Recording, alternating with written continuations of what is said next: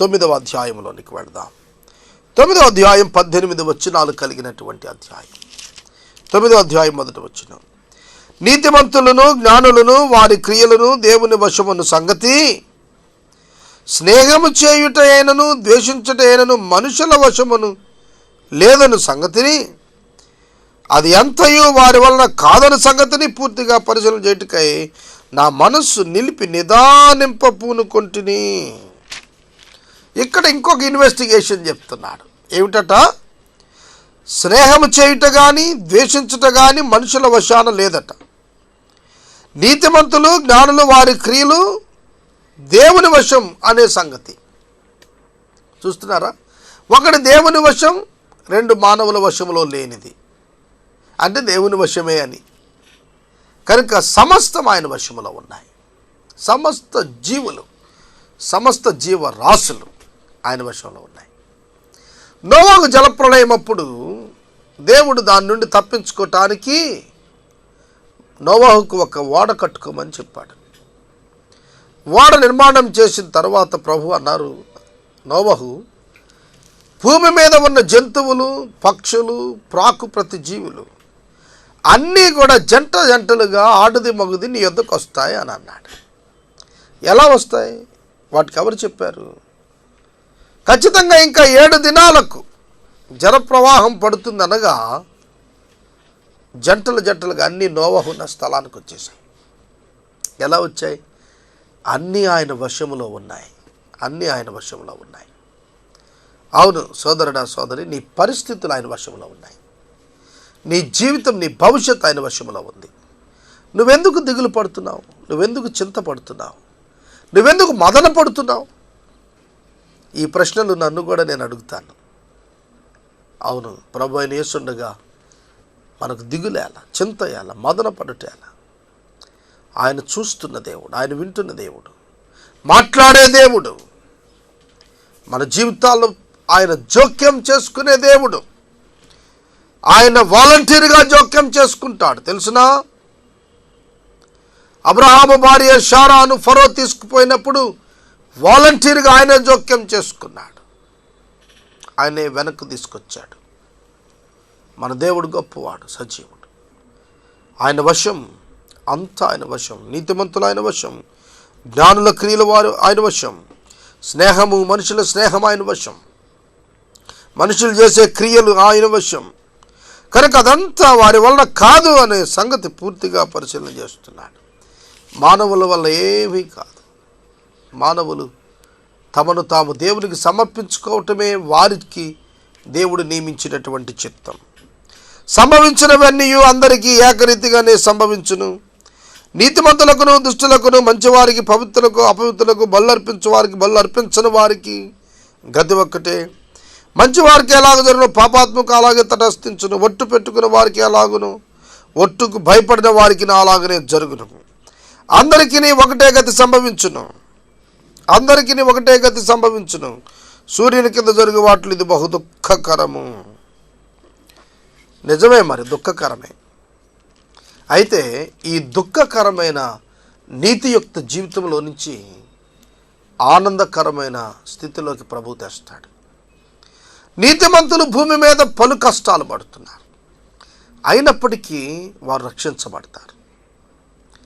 అవినీతిమంతులు వారు దుఃఖాలు ఎదుర్కోకపోయినా వారు రక్షించబడలేరు. పాపములో నిలిచిన వారు, ప్రభువుని అంగీకరించిన వారు ఎన్ని సౌఖ్యాల్లో ఉన్నా, ఎన్ని కష్టాల్లో ఉన్నా వారి అంతం నిత్య నరకాగ్నియే. చూడండి ప్రియమైన దేవుని బిడ్డలారా, నీతిమంతునికి కలుగు ఆపదలు అనేకం. ఆపదలు కలగవని బైబిల్ చెప్పలేదు. ఆపదలు కలుగుతాయి, అనేకం కలుగుతాయి, 1 2 కాదు. అయినప్పటికీ యెహోవా వాటన్నింటి నుంచి వారిని తప్పిస్తాడు. దేవునికి స్తోత్రం. దేవుడు తప్పిస్తాడు. Wonderful God. మన దేవుడు మౌనంగా ఉండేవాడు కాదు. తప్పించేటువంటి దేవుడు, రక్షించేటువంటి దేవుడు. అందుకనే మన జీవితాల్లో మనము గుర్తెరగాలి, ఆయన మనకు ఉండగా ఈ లోకంలో ఏది మనకు అవసరం లేదు. వాక్యంలో చూడండి, ఏకరీతిగానే అన్నీ సంభవిస్తున్నాయి, అయితే భయపడాల్సిన పని ఏమీ లేదు. అన్నీ ఏకరీతిగానే సంభవిస్తాయి. అయినప్పటికీ కూడా నష్టపోయేదేమీ లేదు. ఈ లోకంలో ఏమి జరిగితే ఏమిటి సోదరుడా, సోదరి? యుద్ధం గెలిస్తే ఏమిటి, ఓడితే ఏమిటి? బ్రతికుంటే ఏమిటి, చనిపోతే ఏమిటి? విశ్వాసికి మరణం ఒక ఆశీర్వాదమే కదా. కనుక మన జీవితాల్లో సొలొమోను చెప్పినట్లుగా ఇది వ్యర్థం కాబట్టి, ఇది చాలా దుఃఖకరంగా ఉంది కనుక దీని నుంచి మనం బయటపడదాం అనే తలంపుకు రాకండి. దుఃఖకరమే, ఆయాసకరమే. పరిశుద్ధుడైన పౌలు అంతటి వాడికే చివరిలో ముళ్ళును ఆయన శరీరంలో అనుమతించాడు. దాంతోనే ఆయన ప్రభు సన్నిధికి వెళ్ళిపోయాడు. దుఃఖకరమే. పరిశుద్ధుడైన పేతురు తలకిందులుగా సిలువ వేయబడ్డాడు. దుఃఖకరమే.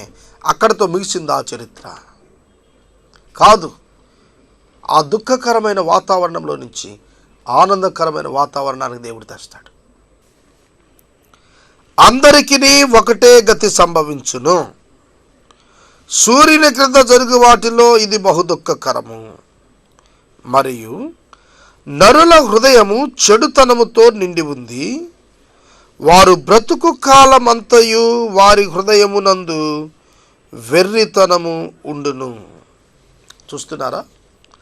నరుల యొక్క అంతరంగములో చెడు ఉంది, చెడుతనము నిండిపోయి ఉంది, నిండి ఉంది.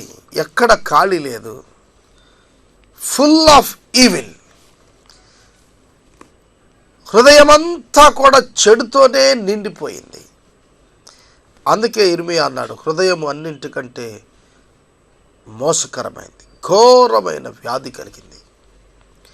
ఆదికాండం 6వ అధ్యాయంలో దేవుడే స్వయంగా ప్రకటించాడు. ఏమని? నరుల చెడుతనము కేవలము బాల్యం నుండి చెడ్డది. వారి తలంపులలోని ఊహ, ఆలోచన బాల్యం నుండి చెడ్డదని చెప్పబడింది. అలాగే నోవహు జలప్రళయం అనంతరం కూడా మానవుల అంతరంగంలోని చెడును గుర్చి చెప్తూ వచ్చాడు. బాబేలు శిఖరం యొక్క తిరుగుబాటులో కూడా మానవుని యొక్క చెడుతనం వర్ణిస్తూ వచ్చాడు. కీర్తనల గ్రంథంలో కూడా మానవుని అంతరంగంలో ఉన్న చెడుతనాన్ని వర్ణించాడు. సొలొమోను చెప్తున్నాడు, మానవుని అంతరంగం చెడుతో నిండింది, ఇంకా ఇందులో ఖాళీ లేదు. ఆది పితరుడు ఆదాము అవలు మంచి చెడు తెలివినిచ్చు వృక్షఫలం తిన్న తర్వాత మానవుని హృదయం చెడుతో నిండిపోయింది.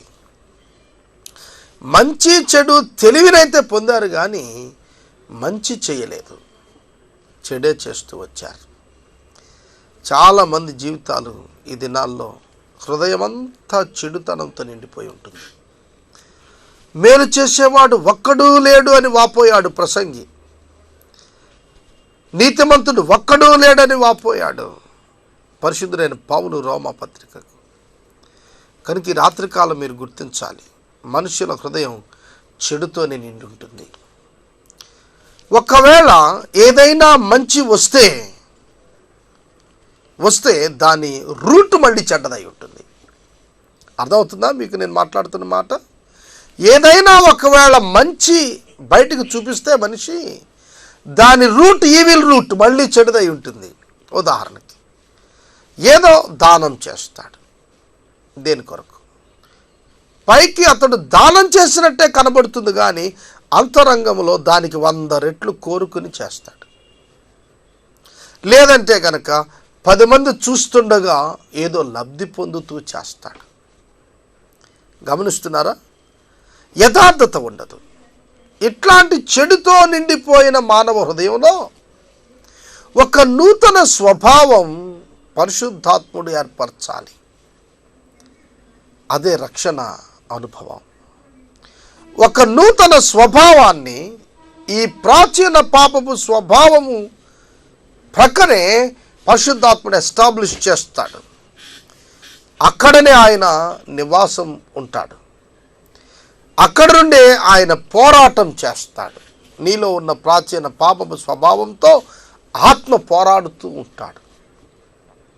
నీవు దేనికి దాసుడు అవుతావు? దేనికి లోబడితే దానికి దాసుడు అవుతావు.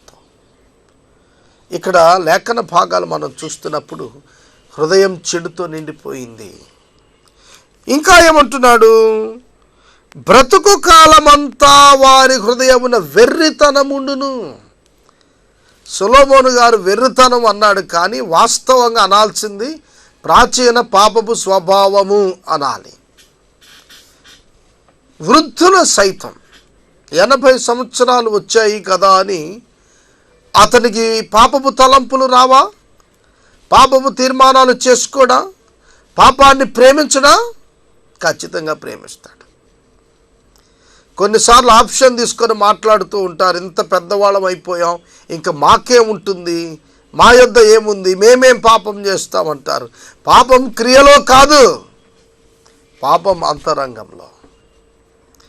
నువ్వు అంతరంగంలో వ్యభిచరించావు అన్నాడు. ఎప్పుడు? మోహపు చూపు చూచినప్పుడు. 80 సంవత్సరాలుంటే మోహపు చూపు చూడలేడా? మోహపు చూపు చూడటానికి 150 సంవత్సరాలున్నా చూడొచ్చు. అది క్రియ కాదు, భావం అంతరంగంలో. అప్పుడే నీవు వ్యభిచరించిన వాడబోయావు అని వాక్యం సెలవిస్తుంది.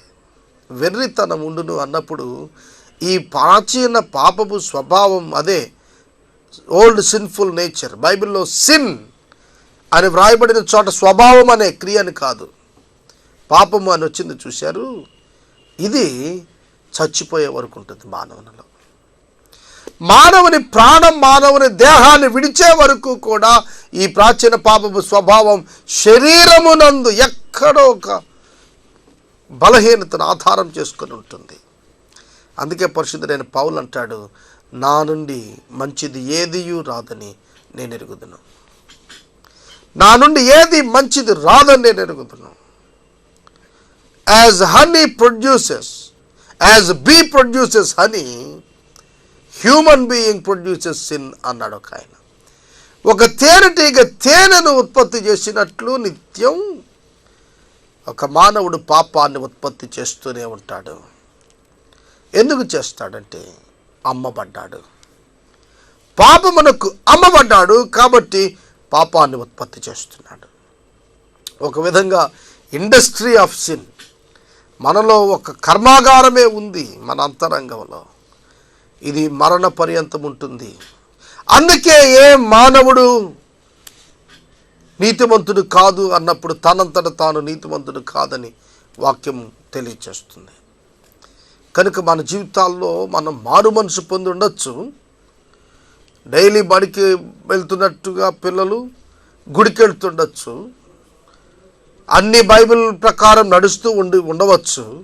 అయినప్పటికీ యు ఆర్ ఇన్ డేంజర్. నువ్వు ప్రమాదంలోనే ఉన్నావు, నీలో పాపం ఉంది. యోహాను రాసిన మొదటి లేఖ 1వ అధ్యాయంలో, నాలో పాపము లేదని ఎవడైనా మీలో అంటే దేవుణ్ణి అబద్ధికుని చేసిన వాళ్ళు అయ్యారు అన్నాడు. అంటే అర్థం ఏంటి? దేవుడే చెప్పాడు మానవునిలో పాపం ఉందని. పాపము లేదని మీరంటే దేవుణ్ణి అబద్ధికుని చేసేసిన వారు అవుతారు. పాపము నాకేం తెలుసు, నాకేం లేదు, నేనేం చేయలేదు, నాకు పాపం అంటే తెలియదు అని అంటారా? మిమ్మల్ని మీరు మోసం చేసుకుంటున్నారు అని అర్థం. తరువాత వారు మృతుల యొద్దకు పోవుదురు, ఇదియు దుఃఖకరము. బ్రతికి ఉండి వారితో కలిసిమెలిసి ఉన్న వారికి ఆశ కలదు, చచ్చిన సింహము కంటే బతికిన కుక్క మేలు కదా. చనిపోయిన వారికి ఆశ ఉండదు, బతికిన వారు కలిసిమెలిసి ఉండే వారికి ఆశ ఉంటుంది. చనిపోయిన వారికి జ్ఞాపకం ఉండదు, చనిపోయిన వారు జ్ఞప్తిలో ఉండరు. చనిపోయినటువంటి వారికి ఆశ లేదని ఇక్కడ చెప్తున్నాడు. అంటే ఇది నేను సాధించుకోవాలి, శరీరంలో లేరు వారు, కనుక వారు విశ్రాంతిలో ఉన్నారు. చచ్చిన సింహము ఏమాత్రము ప్రయోజనం కాదు, కానీ బ్రతికి ఉన్న కుక్క మాత్రం ప్రయోజనం. జీవించుచున్నటువంటి కుక్క చచ్చిన సింహం కంటే మేలు కదా. బ్రతికి ఉండేవారు తాము చస్తామని ఎరుగుదురు, అయితే చచ్చిన వారు ఏమీ ఎరుగరు, వారి పేరు మరువబడి ఉన్నది. చూడండి, మనం ఎప్పుడైనా వివాహాల కొరకు ఎవరికైనా కార్డ్స్ డిస్ట్రిబ్యూట్ చేయాల్సి వచ్చింది అనుకోండి, అందరి పేర్లు చకచక రాసేస్తుంటాం. ఎవరైనా చనిపోయిన వారి పేరు ఎప్పుడైనా రాస్తామా? వ్రాయం. మన డైరీలో మన మనసులోంచి వాళ్ళని తుడిచేస్తాం. అవునా? ఖచ్చితంగా వారిని మనం మర్చిపోతాం. ఎందుకంటే వారు లేరు కాబట్టి వారికి మనం ఏం చెయ్యం అన్నట్లుగా ఉంటుంది మానవుల మనస్సు. వారు మరువబడతారు, వారికి ఏ లాభం కలుగదు. వారికి ప్రేమించరు, పగబట్టరు, అసూయపడరు. సూర్యుని కింద జరుగు వాటిలో దేని యందు వారికి ఎప్పటికీ పాలి భాగము లేదు. అవును, వారి శరీరములో లేరు గనుక వారికి శరీర అవసరతలు లేవు. ఈ భూమి మీద నివసిస్తున్న వారికి శరీర అవసరతలు ఉన్నాయి. వెలుగు, గాలి, నీరు, నీడ, వర్షం, ఆహారం, వస్త్రం అన్నీ కావాలి శరీరానికి. అందుకనే లోకంలో ఉన్న వాటితో వానికి సంబంధం ఉంటుంది. చనిపోయిన వాడికి ఏం సంబంధం ఉంటుంది? వారు పరదేశంలో కానీ పాతాళంలో కానీ ఉంటారు. 7వ వచనం చదువుకుందాం.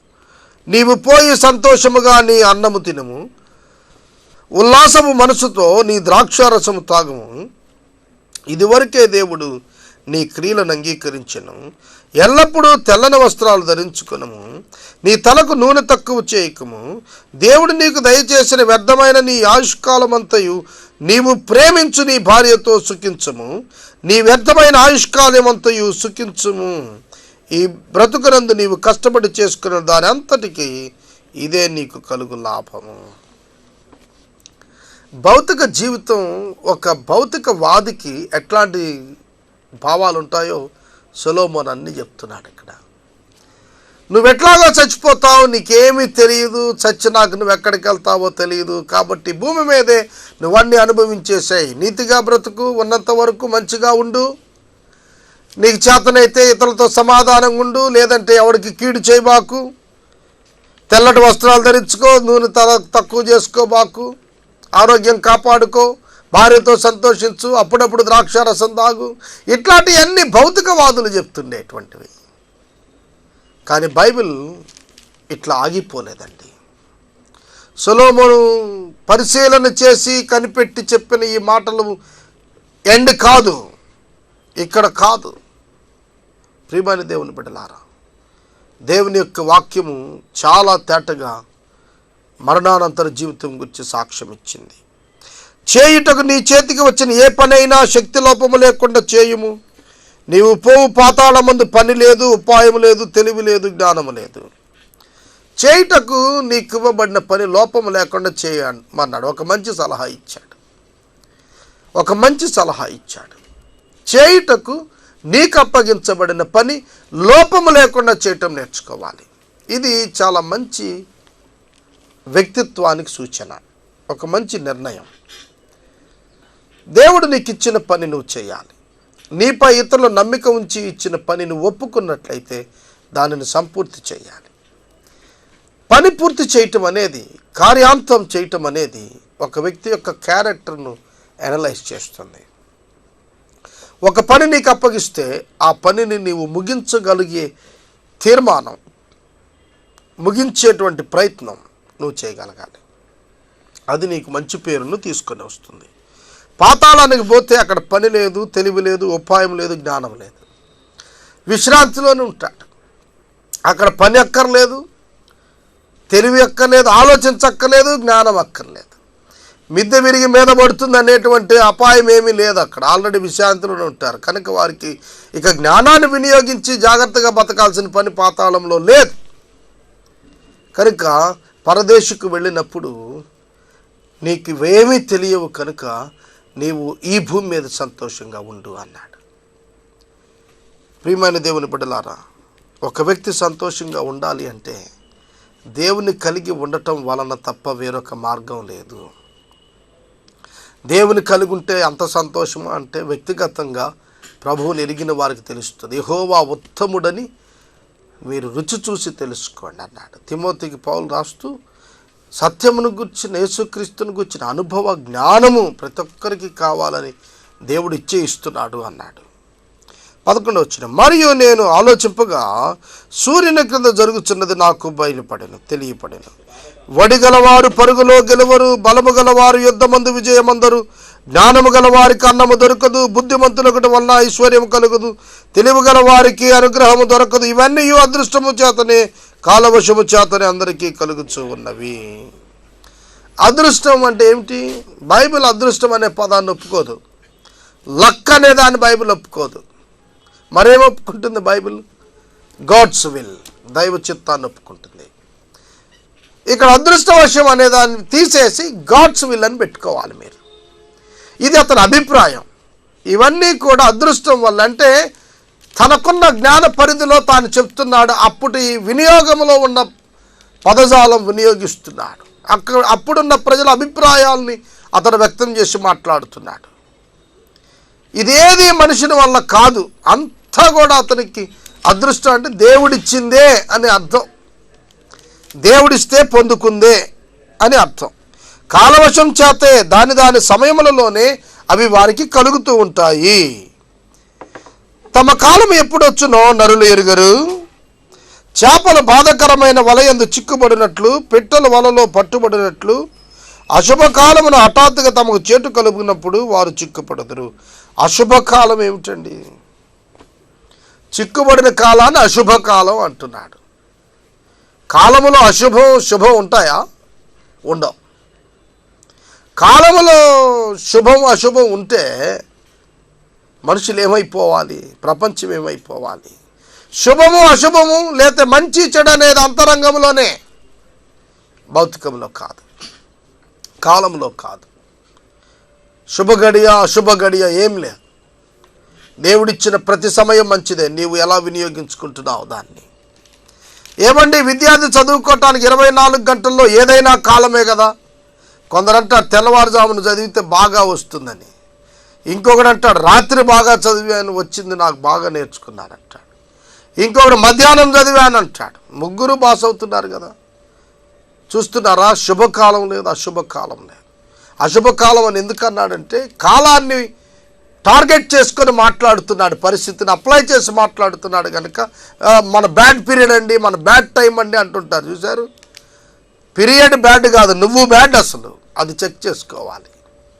సోదరుడా సోదరి, సమయం మీద ఎందుకు తోసేస్తావు? నిన్ను నువ్వు ఒప్పుకో. ఆ కాలం ఏదో అట్ట అయిపోయిందండి, ఈ కాలం ఇట్లా అయిపోయి, ఏమీ కాదు. నీ తప్పిదం నువ్వు ఒప్పుకో, ప్రభువును కోరుకో, ప్రభువుని శక్తి అడుగు. నీ విజయం కొరకు నువ్వు ప్రభువుపై ఆధారపడు. ప్రభువు నిన్ను తప్పక విజయం పొందేవానిగా చేస్తాడు. మరియు నేను జరుగు దీనిని చూచి ఇది జ్ఞానమని తలంచి తిని, ఇది నా దృష్టికి గొప్పదిగా కనబడెను. నా దృష్టికి గొప్పదిగా కనబడను. ఏమనగా ఒక చిన్న పట్టణం ఉండెను, దాని యందు కొద్ది మంది కాపురం ఉండిరి. దాని మీదకు గొప్ప రాజు వచ్చి దానిని ముట్టడి వేసి దాని యందు గొప్ప బురుజులు కట్టించెను. అయితే అందులో జ్ఞానము గల ఒక పేదవాడు ఉండి తన జ్ఞానము చేత ఆ పట్టణమును రక్షించెను. అయినను ఎవరును ఆ పేదవానిని జ్ఞాపకముంచుకొనలేదు. కాగా నేను ఇట్లనుకుంటుని, బలము కంటే జ్ఞానము శ్రేష్టమే కానీ బీదవారి జ్ఞానం తృణీకరించబడును. వారి మాటలు ఎవరు లక్ష్యము చేయరు. బుద్ధిహీనులలో ఏలువాని కేకల కంటే మెల్లగా వినపడిన జ్ఞానుల మాటలు శ్రేష్టం. యుద్ధాయుధముల కంటే జ్ఞానము శ్రేష్టం. ఒక పాపాత్ముడు అనేకమైన మంచి పనులను చెరుపును. ఇప్పుడు నేను చదివిన ఒక్క మాట ఎన్ని రోజులైనా ధ్యానం చేయించండి, అంత దివ్యమైన సందేశం. ఒక యవనస్తుడున్నాడు, పేదవాడు, జ్ఞానం కలవాడు. ఒక రాజున్నాడు, గొప్పవాడు, ధనవంతుడు, బురుజులు కట్టించాడు. అధికారము ధనము ఉన్న గొప్పవాడే చలామణిలో ఉన్నాడు, కానీ జ్ఞానము ఉన్నటువంటి పేదవాడైన చిన్నవాడు జ్ఞప్తికి రావటం లేదు. పాపాత్ముడు చేసేటువంటి క్రియలే అనేకమైనవే ఈ లోకంలో జరుగుతున్నాయి కనుక బలాఢ్యులదే రాజ్యం అన్నట్లుగా ఉంటుంది ఈ లోకంలో. అతడు తన జ్ఞానము చేత పట్టణాన్ని రక్షించాడు. చిన్నవాడే జ్ఞానముతో పట్టణాన్ని రక్షించాడు. బలాఢ్యుడు రాజు బలము చేత బురుజులు కట్టించాడు, అయినప్పటికీ సాధించలేకపోయాడు. జ్ఞానము గొప్పది, బలము కంటే జ్ఞానం గొప్పది అని చెప్తూ వచ్చాడు. కనుక ఈ 9 అధ్యాయాలు ముగించే నాటికి సొలొమోను చెప్తున్న అనేక లోక సత్యాలు, పరలోక సత్యాలు కాదు, లోకపు సత్యాలు, మనుషులందరూ కామన్గా యాక్సెప్ట్ చేసేవి ఇవన్నీ కూడా. అయితే దానికి మించి బైబిల్ గ్రంథపు సత్యాలు ఉన్నాయి. పేదవాని జ్ఞానం ఎందుకు పనిచేయదు అని అన్నారే, పేదవాని జ్ఞానం అనేక పరిస్థితుల్లో అనేక సమయాల్లో దేశాన్ని క్షేమపదాన నడిపించిందిగా ఉంటుంది. యేసుక్రీస్తును కలిగి ఉన్న పేదవాని యొక్క జ్ఞానం ఖచ్చితంగా ఆశీర్వాదకరం.